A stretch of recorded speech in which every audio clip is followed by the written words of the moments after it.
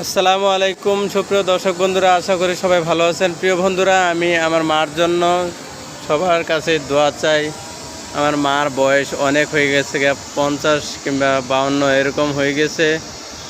যাতে আমার মা ভালো থাকে, সুস্থ থাকে, সবার কাছে একটু দোয়া চাই।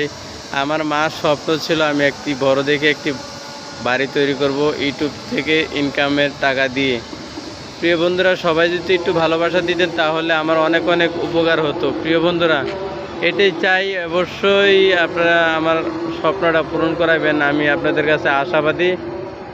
এবং কি আমার মার জন্য দোয়া করবেন। আমার বাবা নাই, বাবা অনেক আগে মারা গেছে, ছোটো থাকতে মারা গেছে।